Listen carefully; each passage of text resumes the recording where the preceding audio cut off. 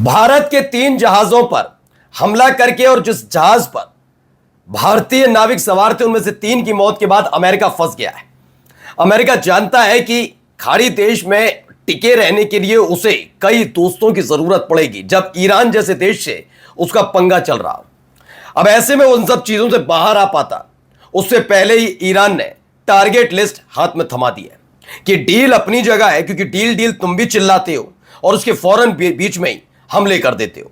तो हमारी तरफ से ये लिस्ट है, अगर रोक सको तो रोक लो। इन इन जगहों पर हमले होने जा रहे हैं और हम टारगेट हिट करेंगे। यही नहीं, यह भी एक खबर निकल कर आई कि ईरान के वाटर फैसिलिटी पर जिस तरीके से अमेरिका ने अटैक किया उसके फौरन बाद ही अमेरिका के लोगों को बूंद बूंद पानी के लिए तरसाने का पूरा प्रोग्राम सेट हो गया। न बम गिरेगा, न गोला, न बारूद, न ड्रोन, लेकिन फिर ईरान इतनी दूर बैठकर अमेरिकियों को बूंद बूंद पानी के लिए कैसे तरसाने जा रहा है वो दिखाऊंगा। खबर कैसे निकली, इसके बाद ही बार बार ट्रंप आगे आकर कह रहे हैं कि डील हो गई, डील हो गई, बस ऐलान होना है, यूरोप में जाकर साइन होना है।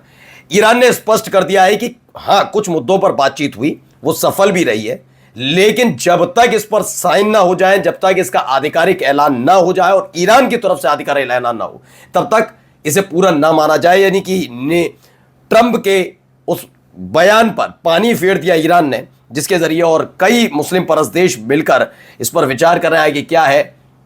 और खार्ग आइलैंड जिस पर कब्जे का प्लान तैयार किया था अमेरिका ने, वो पानी पानी हो गया। क्या हुआ वो भी दिखाऊंगा और जाते आते दिखाऊंगा। फिर से डील का नाम सुनते ही बौखलाया इजराइल, लेबनान पर अटैक किया। कहां हुआ, कैसे हुआ, दिखाता हूं। नमस्कार, मैं हूं प्रज्वल गौतम और आप देख रहे हैं न्यूज सर्किल। सबसे पहले जरा ये खबर देखिए। ये कुल 5 टारगेट लिस्ट है जिन जिन पर हिट कर दिया है और आगे भी हिट होते रहेंगे, कह दिया गया। और मैं फिर बता रहा हूं कि आप इस टारगेट लिस्ट में नाम देखेंगे तो वो देश गायब रहेंगे जो अगर खाड़ी देश में देखे जाएं तो मजबूत भी माने जाते हैं, जिसमें आप कतर का जिक्र करिए। कतर में जो एयरबेस बना हुआ मिलिट्री बेस है अमेरिका का, वो सबसे बड़ा, खाड़ी देश में सबसे बड़ा बताया जाता है। लेकिन अटैक नहीं कर रहा ईरान। क्यों नहीं कर रहा समझ जाइए। ना उसने यूएई पर किया इस बार, इंटरनेशनल एयरपोर्ट तो पिछली बार कितनी बार दहलाया था, इस बार सऊदी अरब पर। बहरीन, कुवैत और जॉर्डन ही क्यों, वो तो है ही है। लेकिन जो 5 इनके टारगेट लिस्ट हैं वो आपको दिखाता हूं। पहला नाम आता है अली अल सलेम इन कुवैत। ये अमेरिका का बड़ा अमेरिकन एयरबेस माना जाता है। 2 रनवे और एक पैट्रियोट सिस्टम उड़ा दिया। अहमद अल जबेर कुवैत में बना है, वहां पर 5th फ्लीट, ये सबको पता है, बहरीन की 5th फ्लीट, वो केवल बहरीन में बनी है, हेडक्वार्टर जो है उसको उड़ा दिया। पिछली बार भी किया था, इस बार भी, और इस बार भी पिछली बार की तरह ही बहरीन की जनता बड़ी खुश नजर आई जब ईरान ने टारगेट किया। शेख ईसा बहरीन के अंदर, इसे भी मारा गया है, जहां पर खासतौर पर F-16, F-22, F-35 जैसे फाइटर जेट खड़े रहते हैं, उनको उड़ा दिया, उनके हैंगर उड़ा दिए।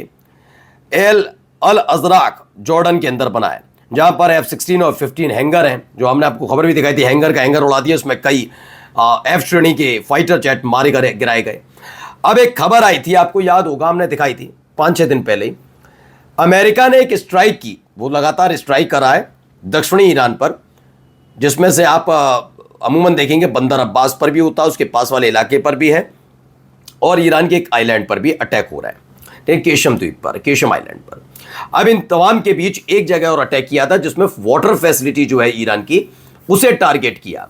इसके फौरन बाद ना बम, ना गोला, ना बारूद, ना मिसाइल, ना रॉकेट, ना ड्रोन, किसी का इस्तेमाल नहीं किया, बल्कि अमेरिका के नागरिकों को पानी पानी के लिए, बूंद बूंद के लिए तरसाने का पूरा प्रोग्राम तैयार किया गया। क्या है हंडाला, इसका सुना होगा आपने। ईरान का एक हैकर ग्रुप है जिसने इजराइल को कई जख्म पहले भी दिए हैं। इजराइल की सेना के जो अधिकारी हैं उनके एक एक कच्चे चिट्ठे खोले हैं। अब बारी है इस बार अमेरिका की। In response to the attack on Iran's water infrastructure, we hacked California water facility.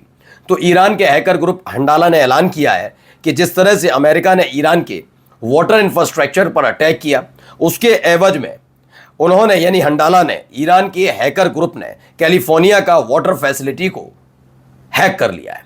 यानी जब चाहे तब, क्योंकि देखिए आजकल क्या है ना कि टैंक्स आता तो पानी टैंक से ही है, कंप्यूटर से नहीं आता है। लेकिन क्या होता है कि सारी टेक्निक्स, जो बड़े बड़े प्लांट्स रखे होते हैं ना, वो टैप से नहीं चलते, वो कंप्यूटर सिस्टम से ही चलते हैं। तो उन्हें हैक कर लिया है, और हैक करने का मतलब है कि अगर उसे दबाया तो घंटों तक अगर अच्छे तरीके से बेहतर तरीके से रोकने की कोशिश की तो घंटों तक, वरना कई दिनों तक कैलिफोर्निया बूंद बूंद पानी के लिए तरसेगा। इसमें बताया था Handala hacking group announce that in response to American attack on civilians and Iran's water infrastructure it has hacked California water facility.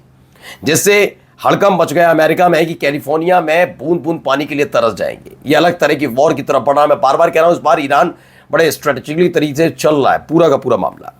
अब इन सब के बीच चूंकि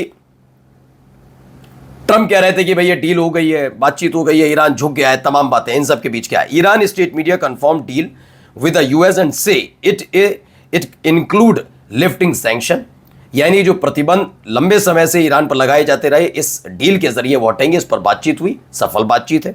उन्होंने बताया कि अमेरिका की जो आर्मी ईरान के चारों तरफ तैनात की गई है, समुद्री इलाका हो या किसी और देश में तैनात की है, वो हटानी होगी, इस पर बातचीत है। और नेवल ब्लॉकेट जो कर रखा है उस पर बातचीत हुई है, उसे खत्म करना होगा। यही नहीं, दावा यह भी है कि ईरान ने कहा किसके साथ agreement with US is largely finalised. उन्होंने कहा कि अमेरिका के साथ यह बात सच है कि हमारी जो बातचीत है वो लंबे स्तर पर फाइनलाइज हो गई है, कंप्लीट हो गई, but no final conclusion yet. लेकिन वो आखिरी नहीं है, जब तक उस पर साइन ना हो, जब तक ईरान इसका ऐलान ना करे, तब तक इसको सच मत मानिए। क्योंकि अमेरिका और खासतौर पर ट्रंप को देखिए, ट्रुथ सोशल पर वो आदमी, जो उनका अपना सोशल मीडिया हैंडल है, ट्रुथ सोशल पर वो आदमी लगातार आकर कुछ ना कुछ लिखकर चला जाता है। उस आदमी पर भरोसा खुद अमेरिकन नहीं करते, इसलिए ईरान ने कहा कि फालतू की बातों पर ध्यान मत दीजिए। हाँ, ये बात सच है, डील चल रही है, ये मुद्दे हैं, इन पर बातचीत अच्छी हुई। अभी और कई मुद्दे हैं जिन पर बातचीत चल रही है, उसके बाद ही जब हम फाइनलाइज करेंगे तो हम ऐलान कर देंगे। जल्दबाजी में ना कोई खबर दिखाए ना बताए। इन सब के बीच अल अरबिया की रिपोर्ट आ गई। अल अरबिया के सूत्रों का कहना है कि यूएस और ईरान के बीच मध्यस्थता की कोशिशों को देखने के लिए सऊदी अरब, पाकिस्तान, कतर, मिस्र और तुर्की, इन 5 मुस्लिम देशों के बीच एक मीटिंग होने की उम्मीद है। सूत्रों का कहना है कि मीटिंग का मकसद इस बात की गारंटी देखना है कि यूएस यानी अमेरिका और ईरान के बीच डील लागू होगी या नहीं, इस पर बातचीत करनी है कि डील लागू होगी नहीं। अब आते हैं, जरा आपको लेकर चलते हैं खार्क आइलैंड। दरअसल बीच में जब ईरान पर हमला करने का प्रयास और ग्राउंड ऑपरेशन का प्लान तैयार किया जा रहा था, जब अमेरिका के ही बड़े बड़े अधिकारियों ने, सेना से जुड़े अधिकारी, कर्नल जनरल सब ने विरोध किया कि नहीं भाई, ईरान के अंदर घुसने वाला खेल हम अपने अमेरिकन सैनिकों को के जान खतरे में नहीं डालेंगे।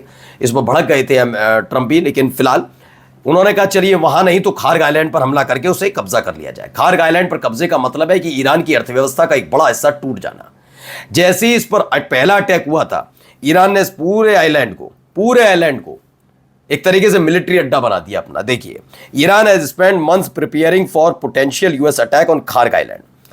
जब मार्च में, after US strike in March में अटैक हुआ, उसके बाद ईरान ने यहां पर क्या क्या किया, अपने एडिशनल ट्रूप्स यानी आर्मी तैनात की, एयर डिफेंस सिस्टम तैनात किया, इस पर surface to air missile MANPADS तैयार किए, शोल्डर फायर्ड जिसे मार गिराया जा सके, ये तमाम चीजें की।